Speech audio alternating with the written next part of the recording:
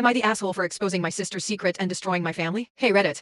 I'm posting this from a burner account because my life just imploded, and I need to know if I'm the biggest jerk in the universe. My name is Sarah, and I'm 32. My sister, Emily, is 30. For years, we were inseparable, best friends, confided everything in each other. Our parents, David and Susan, always prided themselves on our close-knit family, or what we thought was a close-knit family. It all started subtly. Emily had always been a little more financially conservative than me. I'm a freelance graphic designer, and while I do okay, I have my ups and downs. Emily, on the other hand, works for a well-known tech company, pulls in a fantastic salary, and always seemed to have her life meticulously planned. She bought her first house at 25, a cute little place in the suburbs of Austin, Texas. A cute little place in the suburbs of Austin, Texas, while I'm still renting in a slightly less desirable part of town. I never begrudged her success, genuinely. I was proud of her. About a year ago, Emily started acting weird. She'd always been a bit private about her finances, but it ramped up. She'd cancel plans at the last minute, saying she was working late or had errands. Her phone was practically glued to her hand, and she'd often step out of the room to take calls. My parents noticed too. Mom would joke about Emily having a secret boyfriend, but Emily would just brush it off with a tight smile.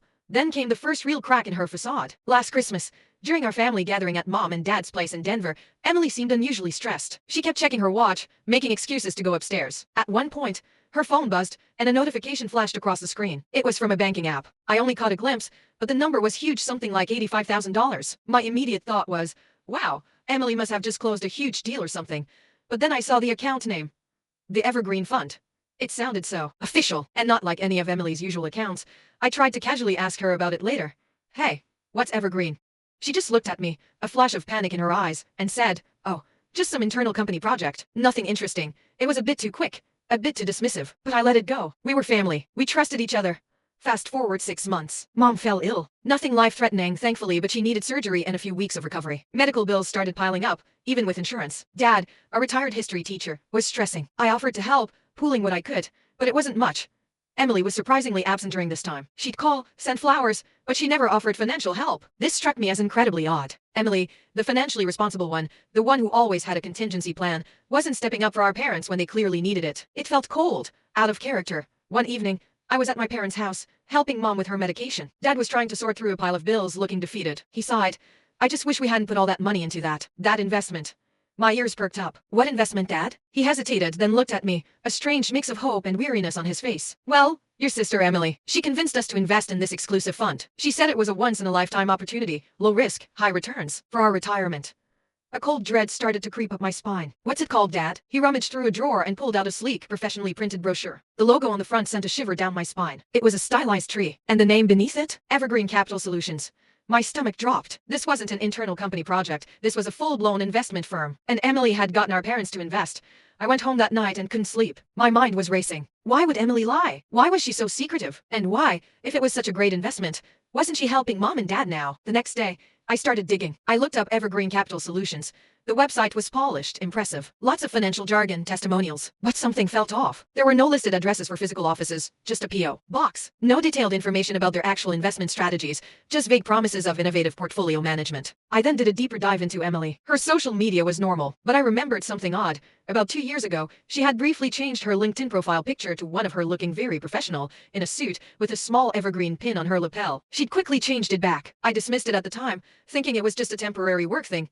I started reaching out to friends in finance, subtly asking about smaller, lesser-known investment firms. Nobody had heard of Evergreen Capital Solutions. One friend, Mark, who worked in compliance, looked it up for me. He called me back a few hours later, his voice serious. Sarah, he said, there's no record of Evergreen Capital Solutions being a registered investment advisor with the SEC. No broker-dealer license. Nothing.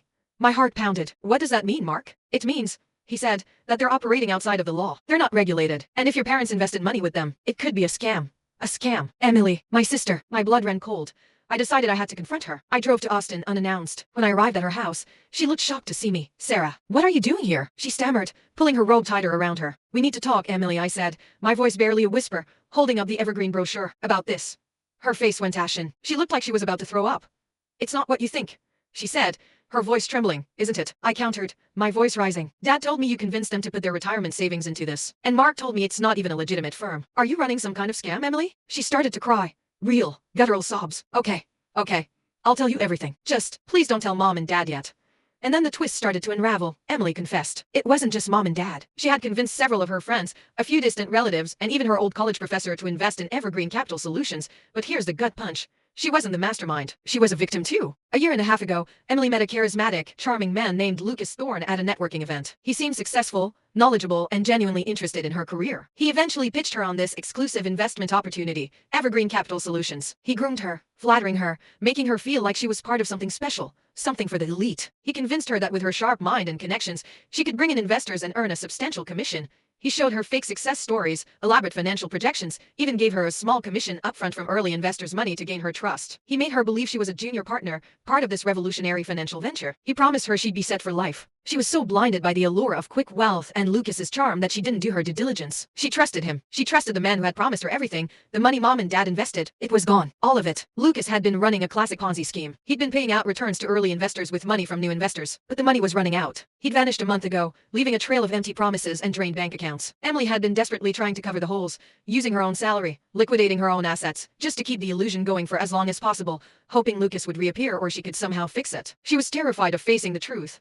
Terrified of what her betrayal would do to our parents, to our family. She showed me the texts from Lucas, increasingly aggressive and demanding. She showed me her bank statements, huge sums siphoned off, her savings depleted. She even showed me an email from a law firm, threatening her with legal action if she didn't fulfill her obligations to some of the investors she'd brought in. Clearly, Lucas had set her up to take a fall. She was just as heartbroken, just as ruined, just as betrayed as everyone else she'd roped in. The only difference was, she was the one who had brought the wolves to our family's door. I was reeling. My sister, the sensible one, the smart one, had fallen for something so elaborate and cruel. My initial anger shifted to a confusing mix of pity, rage, and a profound sense of responsibility. We have to tell them, Emily, I said, my voice firm. We have to go to the police.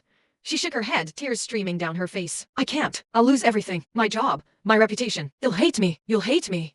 I could never hate you, I said, pulling her into a hug, feeling the raw devastation radiating from her. But this is bigger than us, Em. This is about mom and dad's retirement. This is about everyone you convinced. We have to make this right. We sat for hours making a plan. Emily would come clean to our parents. I would be there for support. We would go to the police together. We would try to warn the other victims she knew. It was going to be agonizing, but it was the only way.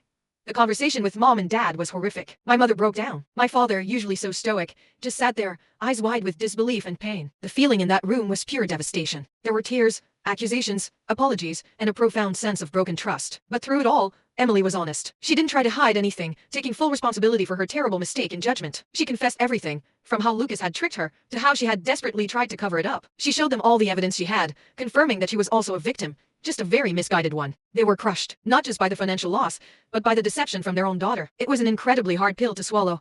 We went to the police. The investigation is ongoing. There are other victims, and surprisingly, a few of them actually believed Emily was in on it the whole time and were furious. But after seeing the evidence she presented, and our unified front, they started to see her as a victim too. It's a long uphill battle to track down Lucas and recover any funds. And here's the ultimate twist that still makes my blood run cold and leaves me questioning everything. A few weeks after we went to the police, an anonymous package arrived at Emily's house. Inside was a single, professionally framed photo. It was a picture of Lucas Thorne, and standing right next to him, with an arm around his waist, smiling broadly, was my father, David. The photo looked like it was taken years ago, perhaps at a conference or an event. And beneath the photo, a small, typed note. Some secrets run deeper than you know. You didn't find Lucas. He found you. He was always closer than you imagined. My father, David, we confronted him. He was shocked. His face crumpled. And he finally confessed. My father, David, didn't just meet Lucas Thorne by chance. He had known him for years. Lucas wasn't just a scam artist. He was the son of one of Dad's old college buddies, a man who had also been involved in a sketchy investment opportunity years ago that ruined several families, including theirs. Dad had helped Lucas's father cover it up back then, thinking he was protecting his friend. Lucas had found Dad, not the other way around. He had leveraged that old secret, that old debt, to pressure Dad into vouching for him, into subtly nudging people towards Evergreen Capital Solutions, into giving it an air of legitimacy to his trusted inner circle. Dad had been terrified of his past coming out, terrified of losing Mom and us. He wasn't a co-conspirator in the grand scheme, but he was a key enabler, manipulated by Lucas just as Emily had been, but from a position of historical guilt and fear. He had been a silent partner in the illusion, unknowingly helping Lucas set up his own daughter. He didn't know the full extent of Lucas's current scheme, but he knew enough to know it was wrong.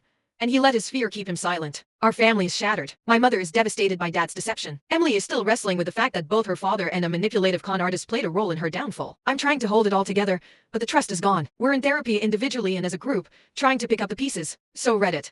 Am I the asshole for exposing my sister's secret, which then led to exposing my father's even darker secret, and ultimately, destroying what we thought was a perfect family? Or was it necessary for the truth to come out, no matter how painful?